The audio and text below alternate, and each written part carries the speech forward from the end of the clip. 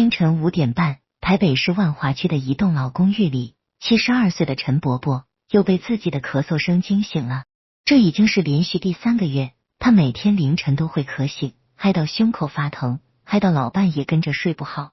陈伯伯摸摸胸口，喝了口床头柜上的温开水，心想着大概又是天气变化引起的小感冒吧。他这样安慰自己，就像过去2个多月来每一次咳嗽发作时那样。老伴啊，你这咳嗽怎么越来越严重了？要不要去医院看看？陈太太担心地问道。哎呀，就是普通感冒啦，吃点感冒药就好了。你看我这把年纪，每年冬天不都要嗨个几次吗？没什么大不了的。陈伯伯挥挥手，不以为意地说着。他从抽屉里翻出之前没吃完的感冒药，就着水吞了下去。这样的场景在台湾各地的家庭中每天都在上演。许多老年人出现持续性咳嗽时，第一反应往往是认为自己只是感冒了，去药局买点成药吃吃就好。然而他们不知道的是，这看似平常的咳嗽背后可能隐藏着致命的危机。陈伯伯的咳嗽持续了整整1个星期都没有好转，反而越来越频繁。他开始注意到自己嗨出来的痰液颜色有些不对劲，从原本的透明色变成了黄绿色，有时候甚至带着一丝血丝。但他依然固执地认为这只是感冒比较严重而已，多休息几天就会好的。爸，你这样嗨了快3个月了，真的该去大医院检查一下。住在新北市的女儿周末回来探望父母时，看到父亲憔悴的模样，忍不住劝说道：去什么大医院啊，那里人挤人的，光是排队挂号就要等半天，而且医院里病毒细菌那么多，我这感冒说不定还会变得更严重。陈伯伯摇摇头，坚持不去。这种对就医的抗拒心理在老年族群中非常普遍，许多长辈因为怕麻烦、怕花钱、怕检查出什么大病，总是一拖再拖，错过了最佳的治疗时机。然而持续性咳嗽在老年人身上绝对不能掉以轻心。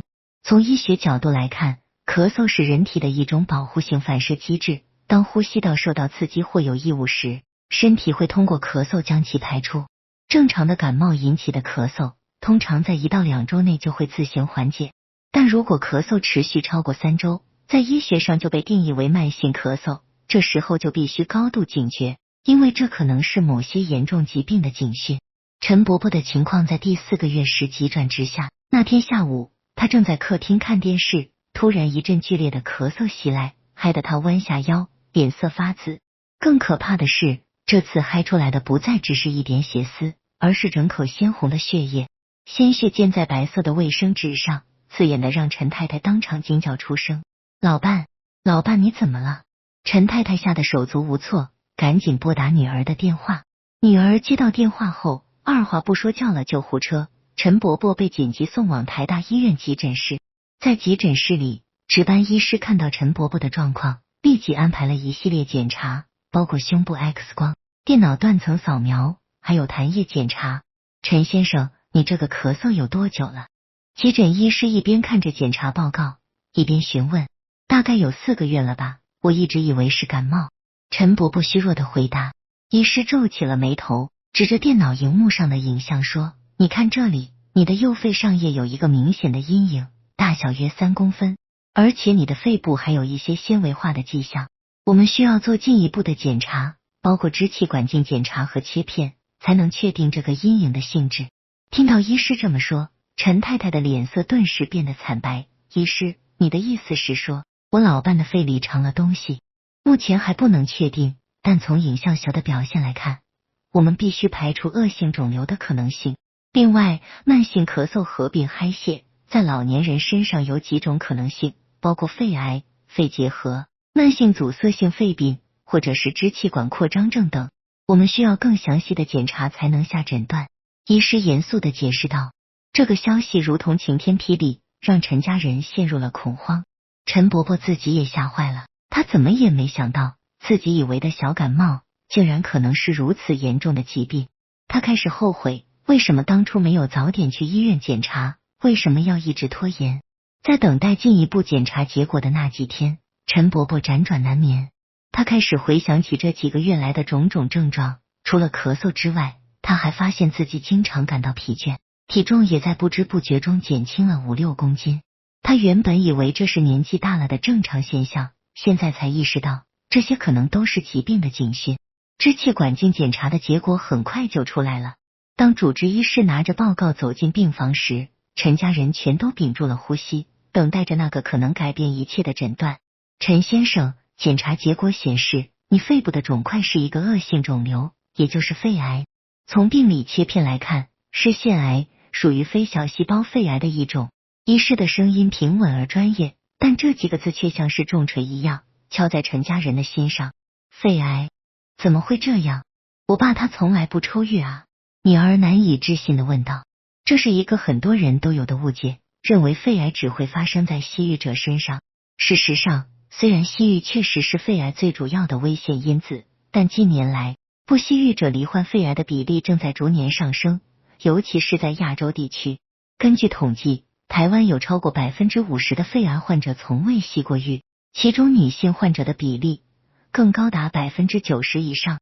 医师继续解释，肺癌的成因很复杂，除了吸食之外，还有很多其他的危险因子，比如说长期暴露在二手浴环境中、空气污染、职业性暴露像是石棉或重金属、家族遗传倾向，还有慢性肺部疾病等。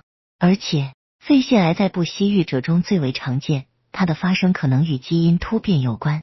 陈伯伯这时候才想起来，自己年轻时在工地工作了20多年，长期吸入各种粉尘和化学物质，而且他住的老公寓就在大马路旁，每天都暴露在其机车排放的废气中。这些因素加起来，可能都增加了他罹患肺癌的风险。那现在该怎么办？还有救吗？陈太太紧紧握着老伴的手，眼眶泛红地问道。从电脑断层扫描的结果来看，癌细胞目前还没有明显的远端转移，属于第2期，这是相对比较早期的阶段，治疗的选择比较多，预后也比较好。我们可以考虑手术切除肿瘤，术后再搭配化学治疗或标靶治疗，来降低复发的风险。医师给出了治疗建议。听到还有治疗的机会，陈家人总算松了一口气，但陈伯伯心中却充满了懊悔。如果他早一点去医院检查，是不是就能在更早期发现癌症？是不是就不用承受这么大的痛苦？这个案例并不是个案。在台湾，肺癌是癌症死亡率的第1位，每年有超过9000人死于肺癌。更令人担忧的是，大多数肺癌患者在确诊时已经是晚期，错过了最佳的治疗时机。这很大程度上是因为肺癌早期症状不明显，或者症状被误认为是其他常见的呼吸道疾病，导致患者延误就医。那么，我们要如何区分普通的感冒咳嗽和需要警觉的病理性咳嗽呢？这就需要了解一些关键的警讯。首先是咳嗽的持续时间。一般感冒引起的咳嗽，即使是比较严重的流感，通常也会在2到3周内逐渐好转。如果咳嗽持续超过3周，甚至长达数月，就必须高度怀疑是否有其他潜在的疾病。慢性咳嗽可能是慢性支气管炎、支气管扩张症、肺结核、肺癌，或者是胃食道逆流、药物副作用等多种原因造成的。其次是咳嗽的性质，干咳和有痰的咳嗽代表着不同的意义。如果是持续性的干咳，而且在夜间或清晨特别严重，可能是气喘、胃食道逆流，或者是某些降血压药物的副作用。如果咳嗽有痰，就要注意痰液的颜色和性状。白色或透明的痰液通常是病毒感染或过敏引起的，黄绿色的浓痰则提示细菌感染，而黑血或痰中带血丝则是非常严重的警讯，必须立即就医。黑血在医学上称为卡血，是一个不容忽视的症状，即使只是痰中带有少量血丝，也不能掉以轻心。黑血可能是肺癌、肺结核、支气管扩张症、肺栓塞，或者是严重的肺炎引起的。有些老年人看到一点血丝，会认为只是咳嗽太用力导致微血管破裂，不是什么大问题。但实际上，任何黑血的情况都应该立即就医，进行详细的检查，以排除严重疾病的可能性。除了咳嗽本身的特征，还要注意是否伴随其他症状。如果咳嗽同时伴有不明原因的体重减轻、持续性的胸痛、呼吸困难、声音沙哑、食欲不振、夜间盗汗、持续性的低烧等症状，就必须高度警觉。这些可能是肺癌或其他严重疾病的表现。陈伯伯在接受了右肺上叶切除手术后，病理报告显示肿瘤边缘干净，淋巴结只有1颗有转移，确认是第2期 B 肺腺癌。医师建议他术后接受辅助性化学治疗，以降低复发的风险。同时，医院也安排了基因检测，看看肿瘤是否有特定的基因突变，如果有的话，可以使用标靶药物治疗，效果会更好，副作用也比较小。基因检测的结果显示，陈伯伯的肿瘤带有表皮生长因子受体基因突变，这在亚洲不西域的肺腺癌患者中非常常见，大约有 50%到60%的发生率。这个结果让医疗团队很欣慰，因为针对这种突变已经有非常有效的标靶药物可以使用。陈先生，你的检测结果是好消息，你的肿瘤有基因突变，我们可以使用标靶药物。这种药物是口服的，每天吃1颗，副作用比传统化疗要小很多，而且效果很好。肿瘤科医师解释道。那我还需要做化疗吗？陈伯伯担心地问。化疗的痛苦他从病友那里听说了不少，掉头发、恶心呕吐、全身无力，光是想到就让他害怕。以你目前的状况，我们建议先使用标靶药物作为辅助治疗。标靶药物的作用机制是针对癌细胞特定的基因突变，阻断癌细胞的生长讯号，让癌细胞无法继续分裂增生。相比之下，传统化疗是无差别攻击所有快速分裂的细胞，包括正常的细胞，所以副作用比较大。医师详细解释着。陈伯伯开始服用标靶药物，同时也开始了漫长的康复之路。手术后的前几周，他的伤口疼痛，呼吸也不如以前顺畅，但在家人的陪伴和鼓励下，他慢慢的恢复了过来。他也开始反思自己过去的生活习惯，决心要好好照顾自己的身体，不要再让家人担心。然而，陈伯伯的故事只是众多肺癌患者中的一个，而且还算是相对幸运的。有太多的患者因为忽视早期症状，等到确诊时已经是晚期，癌细胞已经转移到其他器官，治疗的选择变得有限，预后也大大降低。说到这里，我们不得不谈谈为什么老年人的咳嗽特别需要注意。随着年龄增长，人体的免疫功能逐渐下降，对疾病的抵抗力减弱，老年人的呼吸道黏膜变薄，纤毛运动减慢，清除异物的能力降低，这使得他们更容易发生呼吸道感染，也更容易发展成慢性疾病。此外，老年人往往有多种慢性疾病，比如高血压、糖尿病、心脏病等。这些疾病本身或者治疗这些疾病的药物，都可能影响肺部功能，增加肺部疾病的风险。例如，某些降血压药物，像是血管收缩素转换酶抑制剂，常见的副作用就是干咳，大约有 10%到20% 的服用者会出现这个症状。还有一个重要的因素是长期累积的暴露，许多肺部疾病的发生需要长时间的累积，比如长期吸入、长期暴露在空气污染或职业性有害物质中，这些伤害经过几十年的累积，到了老年时期就可能显现出来。这也是为什么肺癌的发病年龄高峰在60到70岁之间。除了肺癌，老年人持续性咳嗽还有其他几种常见的原因，每一种都需要重视。慢性阻塞性肺病是老年人慢性咳嗽的常见原因之一，这是一种进行性的肺部疾病，主要特征是气流受限，患者会出现慢性咳嗽、嗨痰、呼吸困难等症状。吸入是导致慢性阻塞性肺病最主要的原因，大约 80%到90% 的患者有吸入史。但是，长期暴露在空气污染、职业性粉尘或者是室内燃烧生物燃料产生的烟雾中，也会增加患病风险。慢性阻塞性肺病的可怕之处在于它是不可逆的，一旦肺部结构被破坏，就无法恢复，患者的肺功能会逐年下降。到了晚期，即使只是简单的日常活动，比如走几步路或穿衣服，都会感到呼吸困难。更严重的是，慢性阻塞性肺病患者发生肺癌的风险是一般人的4到6倍。肺结核也是老年人持续性咳嗽的重要原因，尤其是在台湾。虽然随着公共卫生的进步，结核病的发生率已经大幅下降，但台湾仍然不是结核病的低盛行国家，而且结核病在老年人中的发生率明显高于年轻人。这是因为许多老年人在年轻时就曾经感染过结核杆菌，但当时并没有发病，细菌处于休眠状态。当他们年老后，免疫力下降，这些休眠的细菌就可能被重新活化，导致结核病发作。老年结核病患者的症状往往不典型，可能只是轻微的咳嗽、疲倦、食欲不振，很容易被误认为是一般的老化现象或感冒，这导致诊断延误，不仅影响患者本身的治疗，也增加了传染给他人的风险。所以，如果老年人出现持续性咳嗽，尤其是伴有夜间盗汗、体重减轻的情况，一定要做痰液检查和胸部 X 光，排除结核病的可能性。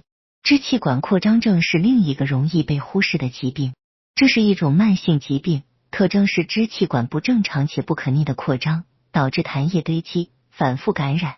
患者会出现慢性咳嗽，大量嗨痰，痰液通常是黄绿色的浓痰，有时还会嗨血。支气管扩张症可能是先天性的，也可能是后天因素造成的，比如儿童时期严重的肺部感染、结核病或者是反复的肺炎等。这个疾病的治疗比较困难，主要是控制症状和预防感染。患者需要学习正确的排痰技巧，比如滋胃引流、胸部物理治疗等，定期使用抗生素来控制细菌感染，还要注射流感疫苗和肺炎链球菌疫苗来预防感染。如果病情严重，反复大量嗨血，可能需要考虑手术切除病变的肺叶。胃食道逆流也是老年人慢性咳嗽的常见原因之一，而且经常被忽略。当胃酸逆流到食道，甚至到达咽喉和气管时，会刺激呼吸道，引发咳嗽反射。这种咳嗽通常是干咳，在夜间平躺时或饭后特别明显，患者可能同时有胃灼热、胸闷、喉咙有异物感等症状，但也有些人并没有明显的胃部不适，只表现为持续性咳嗽。治疗胃食道逆流引起的咳嗽，需要使用抑制胃酸分泌的药物，比如质子帮浦抑制剂。同时要改善生活习惯，包括避免睡前进食，减少刺激性食物和饮料，减重、抬高床头等。心脏衰竭也可能表现为慢性咳嗽，这一点很容易被忽略。当心脏功能不好，无法有效地将血液打出去时，会导致肺部血液回流受阻，肺静脉压力升高，液体渗出到肺组织中，这就是肺水肿。患者会出现呼吸困难、咳嗽，排出粉红色泡沫样的痰液，尤其是在平躺时症状会加重，需要垫高枕头才能睡觉。老年人常常同时患有心脏病和肺部疾病，所以在评估慢性咳嗽时，也要考虑心脏因素。讲了这么多可能导致老年人持续性咳嗽的疾病，重点是要告诉大家，咳嗽绝对不是小事，尤其是对老年人来说。当咳嗽持续超过3周，或者伴有其他警讯症状时，一定要及时就医，进行详细的检查。那么，医师会做哪些检查来找出咳嗽的原因呢？首先是详细的病史询问和身体检查。医师会问咳嗽持续多久了，咳嗽的性质如何，有没有痰，痰的颜色，有没有嗨血，咳嗽在什么情况下会加重，有没有伴随其他症状等等。同时会询问患者的过去病史、用药史、西域史、职业暴露史、家族史等。身体检查时会听诊肺部的呼吸音，看看有没有罗音、喘鸣音或呼吸音减弱的情况。胸部 X 光是基本而重要的检查，透过 X 光片可以看到肺部是否有肿块、浸润、纤维化、泪膜积液等异常。但是胸部 X 光的解析度有限，小于1公分的病灶可能看不清楚，所以如果 X 光片没有明显异常，但临床上高度怀疑有问题，就需要进一步做电脑断层扫描。电脑断层扫描的解析度高，可以清楚地看到肺部的细微结构，发现早期的小病灶。尤其是低剂量胸部电脑断层，现在被广泛用于肺癌的筛检。研究显示，对于高危险族群，比如长期重度吸吮者，定期进行低剂量胸部电脑断层筛检，可以早期发现肺癌，降低20%的肺癌死亡率。痰液检查也很重要，通过显微镜检查痰液，可以看到是否有细菌、结核杆菌、霉菌等病原体，还可以做痰液细胞学检查，看看有没有癌细胞。不过，痰液细胞学的敏感度不是很高，有时候即使有肺癌，痰液检查也可能是阴性。肺功能检查可以评估肺部的功能状态，对于诊断慢性阻塞性肺病、气喘等疾病很有帮助。检查时，患者需要对着仪器用力吹气，测量呼吸的速度和容量。如果气流受限，吹气时速度变慢，而且用了支气管扩张剂后也无法完全恢复，就提示有慢性阻塞性肺病。如果上述检查还不能明确诊断，或者怀疑有肺部肿瘤，就需要做支气管镜检查。支气管镜是一根细长的软管，前端有摄影机和光源，可以从鼻子或嘴巴深入，直接观察气管和支气管内部的情况。如果发现异常的病灶，可以直接取组织做切片检查，这是确诊肺癌最准确的方法。陈伯伯术后3个月的追踪检查结果还算理想，伤口恢复良好，标靶药物的副作用也在可以忍受的范围内，只是偶尔会有点皮疹和腹泻。然而，就在他以为一切都在往好的方向发展时，同病房的一位病友却突然过世了。那位病友也是肺癌患者，但发现时已经是第4期，癌细胞转移到骨头和脑部，尽管积极治疗，还是在短短半年内就离开了人世。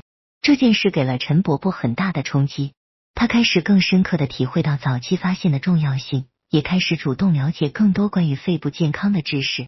他参加了医院的癌症病友支持团体，在那里，他听到了更多人的故事，有些让人感到振奋，有些则令人唏嘘不已。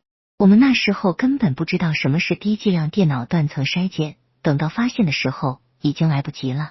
一位失去丈夫的太太在分享会上哽咽地说着，如果能早一点知道，如果能早一点去检查，也许结果会不一样。这让陈伯伯想到，自己其实完全有机会更早发现肺癌。他的女儿曾经在2年前就建议他去做健康检查，但他总是以各种理由推脱，觉得自己身体还算硬朗，没有必要花那个钱。现在回想起来，那些推脱的理由是多么的可笑和致命。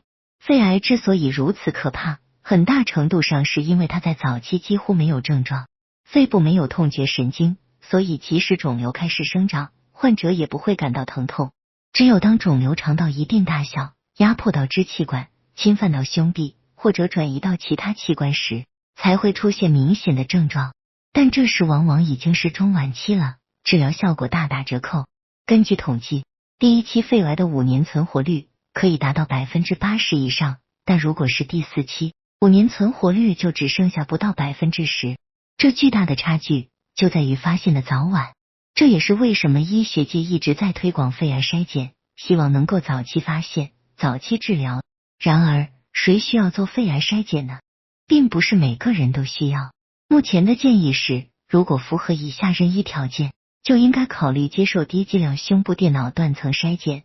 50岁以上且有重度吸吮史，也就是每天吸1包钰持续30年，或每天2包持续15年等同等的吸吮量，而且目前仍在吸吮或戒吮不到15年，有肺癌家族史，尤其是1等亲曾经罹患肺癌，有慢性肺部疾病史，如慢性阻塞性肺病或肺纤维化，有职业性暴露史，比如长期接触石棉、砷、铬、镍等致癌物质，曾经得过肺结核或其他严重的肺部感染，长期暴露在高浓度空气污染的环境中。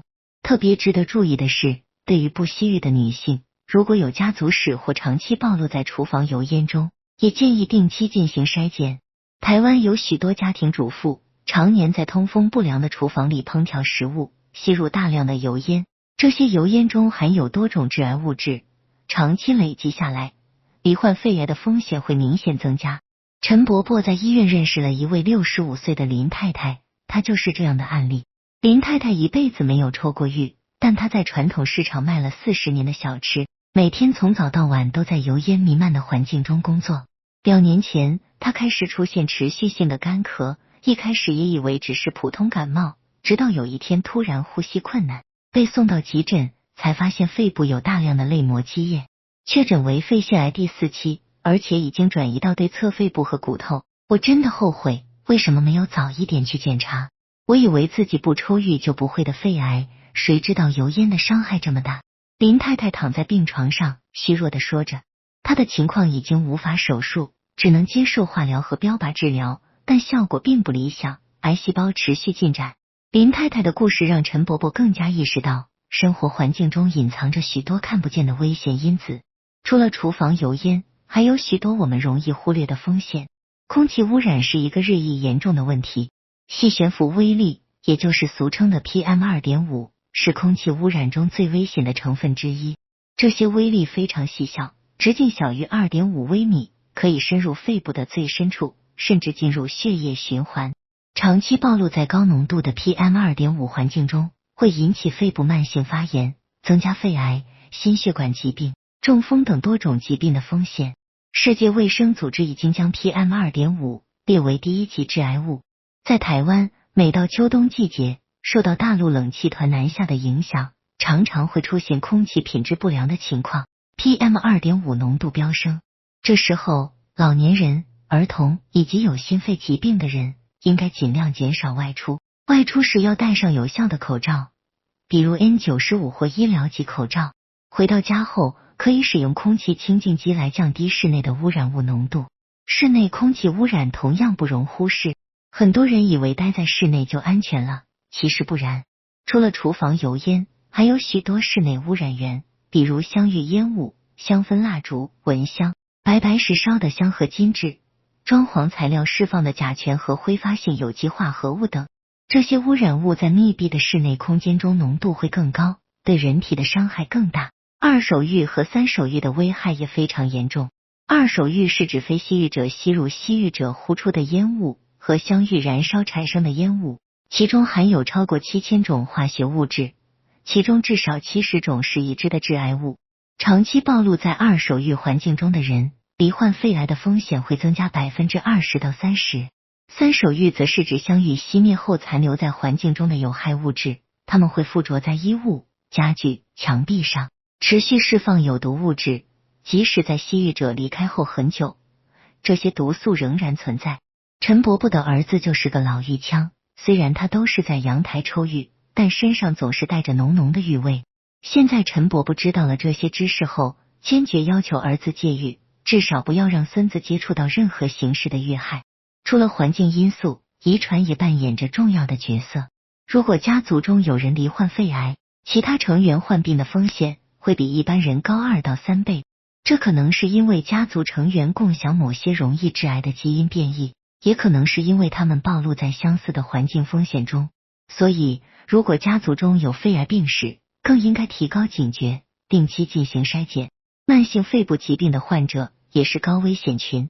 慢性阻塞性肺病、肺纤维化、支气管扩张症等疾病会导致肺部长期处于发炎状态，这种慢性发炎会增加细胞突变的机会，进而增加癌化的风险。所以，这些患者除了要积极控制原本的疾病，也要定期追踪、监测肺癌的发生。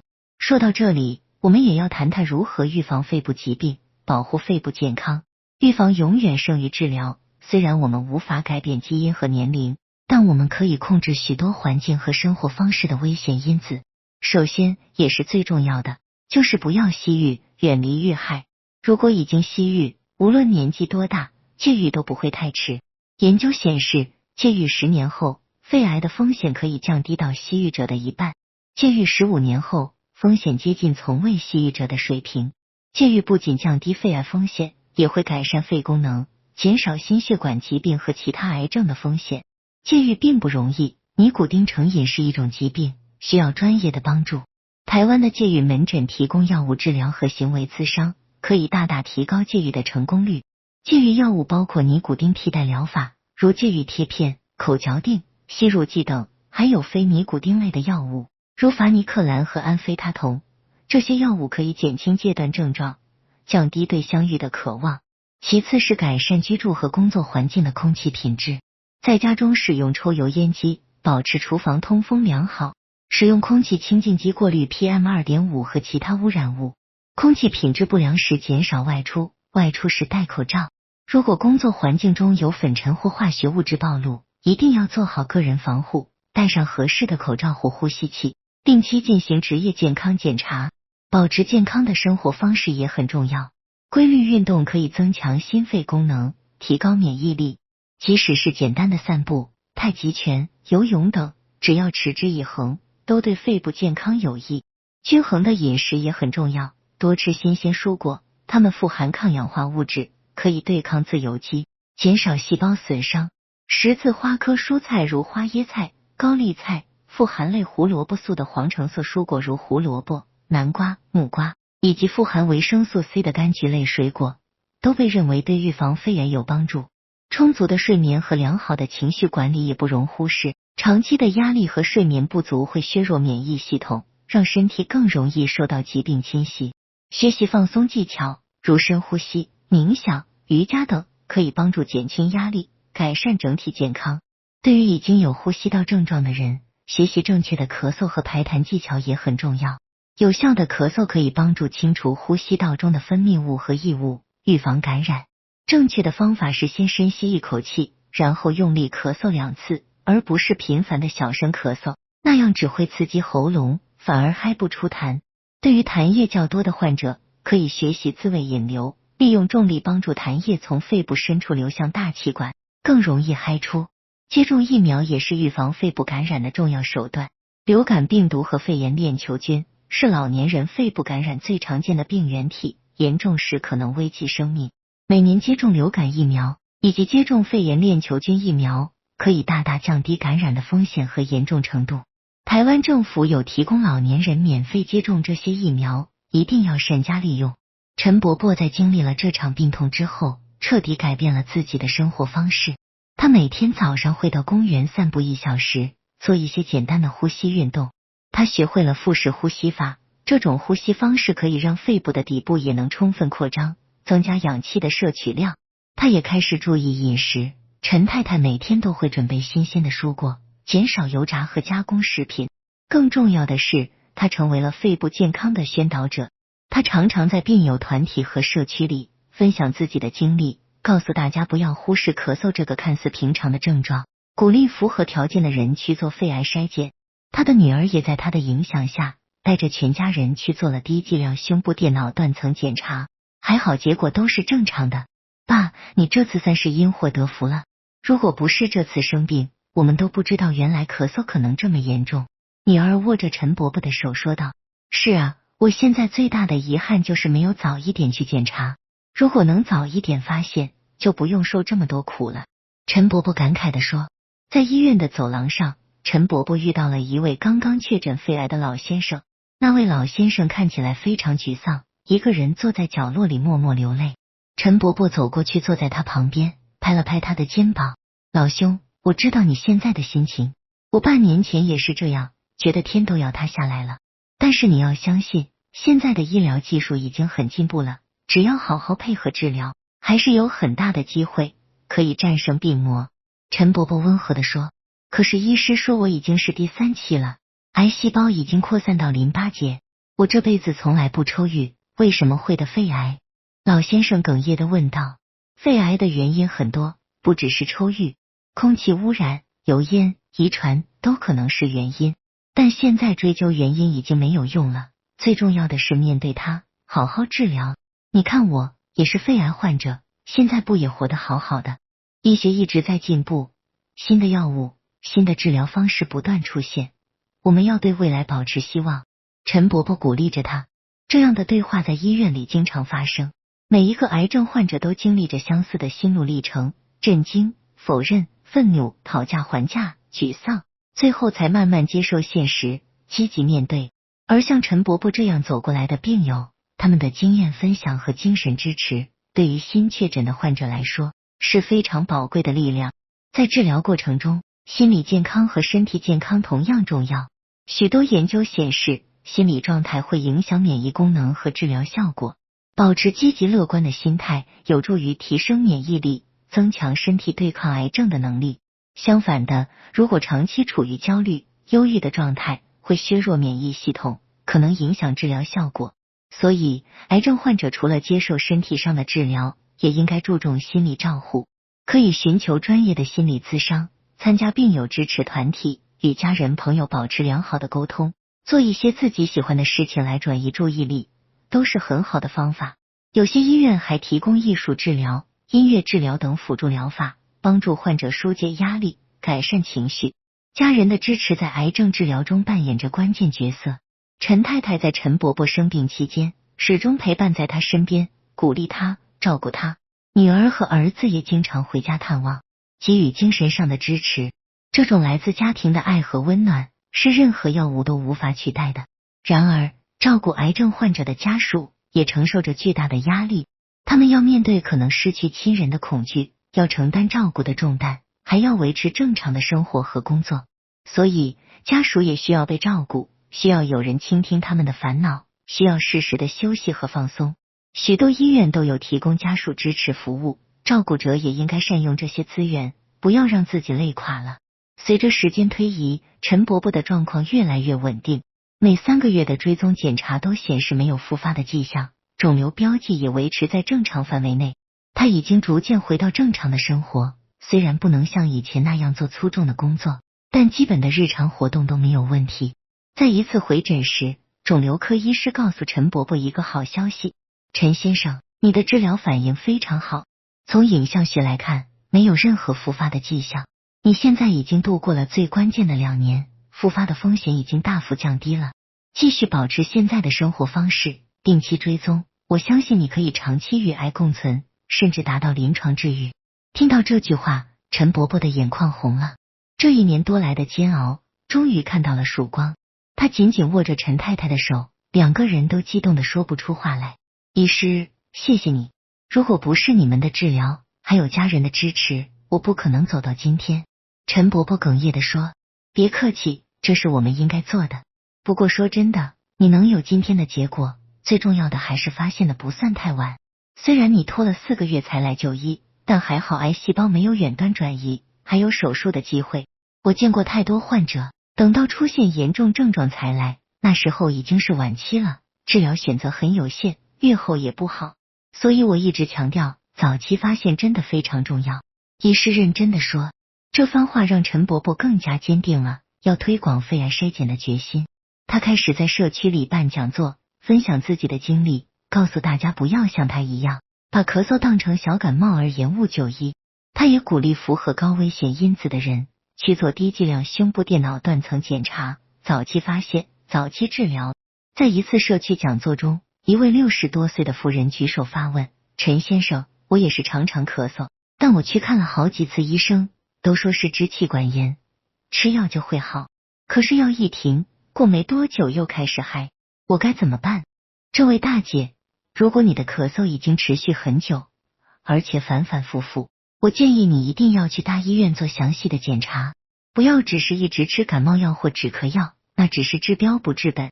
你要找出咳嗽的真正原因是什么，是慢性支气管炎、气喘、胃食道逆流，还是其他更严重的问题？早一点找出原因，就能早一点对症治疗。陈伯伯耐心的回答。可是我们这些老人家去大医院检查要花很多钱耶，而且也不知道要看哪一科。妇人担心的说，健康是最重要的，不能省这个钱。而且现在健保有给付很多检查，不会花太多钱。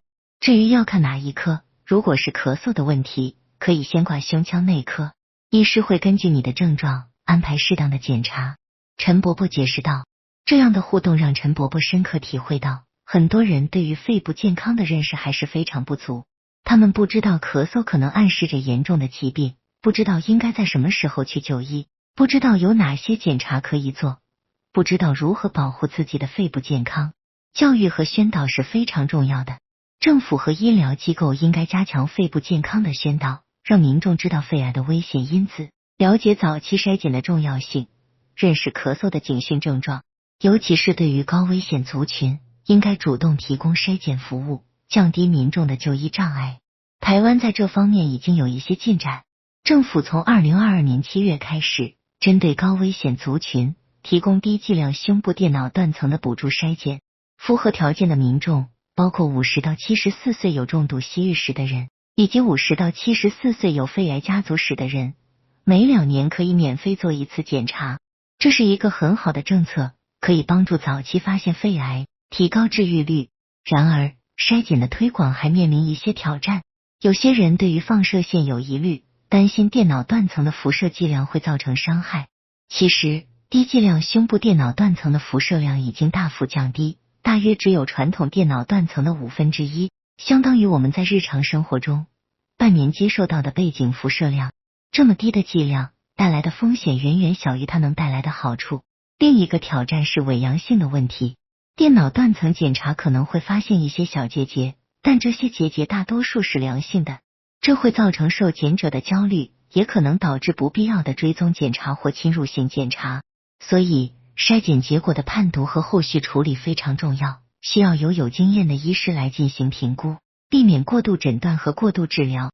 陈伯伯在讲座中也会提到这些问题，让民众有正确的认识。检查发现有小结节不一定就是癌症，不要太紧张。医师会根据结节的大小、形状、密度等特征来判断风险，决定是继续追踪，还是需要进一步检查。大部分的小结节都是良性的，只要定期追踪就好。在陈伯伯确诊后的第2年，他的追踪检查依然正常，他已经可以说是癌症幸存者了。他感恩自己还能活着，还能看到孙子长大，还能和老伴一起散步，一起吃饭。这些原本平凡的日常，在经历过生死关头后，都变得格外珍贵。如果能重来一次，你会怎么做？有一次，病友团体的辅导员问陈伯伯，如果能重来，我一定会更早去检查，不会拖那么久。我也会更注意自己的健康，不会觉得自己身体还硬朗就不去管它。还有，我会更珍惜和家人相处的时间。生病之后，我才发现，健康和家人才是最重要的，其他的都是身外之物。陈伯伯真诚地说。这番话引起了在场许多病友的共鸣。疾病是一个警钟，它提醒我们生命的脆弱和宝贵，让我们重新思考什么才是真正重要的。在讲座结束后，那位常常咳嗽的妇人真的去医院做了检查，结果发现她的肺部有一个 0.8 公分的小结节，虽然还无法确定是良性还是恶性，但医师建议她3个月后再追踪。妇人虽然有些担心，但也庆幸自己听了陈伯伯的建议来检查，至少现在可以密切监控，如果真的有问题也能早期发现。这就是早期筛检的意义。它不能预防疾病的发生，但可以在疾病还没有造成严重伤害之前就发现它，给我们更多的治疗选择，更大的治愈机会。陈伯伯的故事还在继续，他现在已经恢复到接近生病前的状态，虽然少了一片肺叶，但对生活品质的影响不大。他每天早上依然去公园散步，做呼吸运动，和邻居朋友聊天。他也持续服用标靶药物，每3个月回诊追踪一次。在最近的一次追踪中，他遇到了一位年轻的肺癌患者，只有40多岁。那位患者看起来非常绝望，因为他刚刚确诊为第4期肺癌，而且家里还有2个正在读书的孩子。大哥，不要放弃希望，我知道你现在很难过，但你要为你的孩子坚强起来。现在的治疗方法真的进步很多，即使是晚期癌症，也有很多治疗选择。我认识一些病友，他们都是晚期肺癌，但靠着标靶药物或免疫治疗，已经存活好几年了，生活品质也还不错。陈伯伯走过去安慰他，可是医师说我的癌症已经转移到肝脏和骨头了，还能治疗吗？年轻患者无助地问。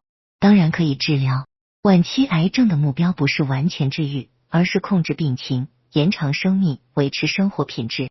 现在有很多新的药物，效果都很好。你要相信医师，配合治疗，保持积极的心态。陈伯伯坚定地说。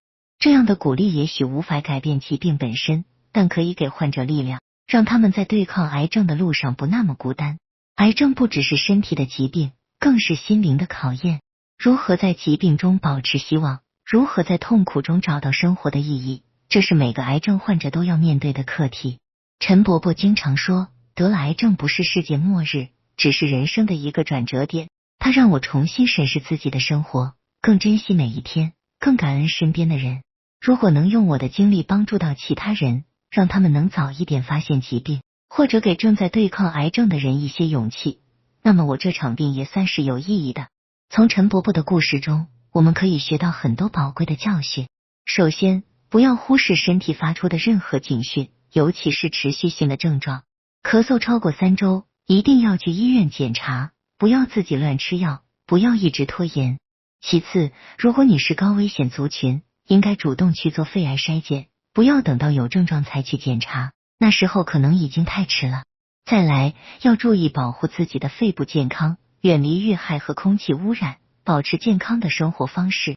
最后，如果不幸罹患肺癌，也不要绝望，要相信现代医学，积极配合治疗，保持乐观的心态。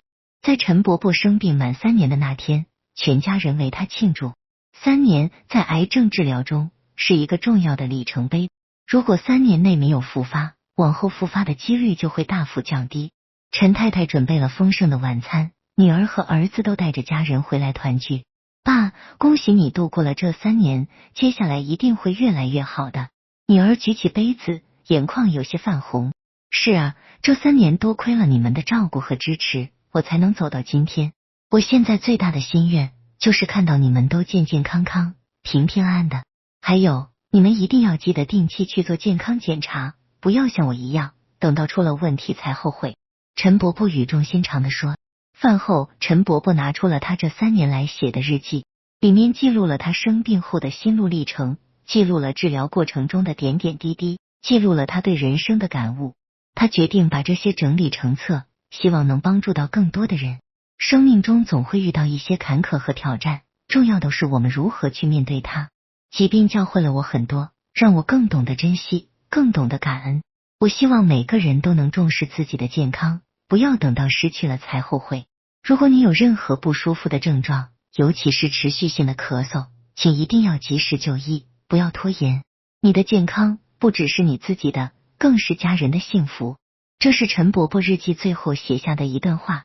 夜幕低垂，陈伯伯站在阳台上，看着台北的夜景，城市的灯火闪烁着，就像生命中的希望之光。即使在最黑暗的时刻，只要不放弃，总会有光明照进来。他深深地吸了一口气，感受着空气充满肺部的感觉。这种能够自由呼吸的感觉，是多么的美好，多么的珍贵。他在心里默默发誓，要好好保护着来之不易的健康，要用自己的精力去警醒更多的人，让他们不要重蹈他的覆辙，让更多的家庭能够避免这样的痛苦。咳嗽看似平常，但背后可能隐藏着致命的危机，千万不要轻忽，千万不要拖延，因为你的生命值得你用最认真的态度去对待。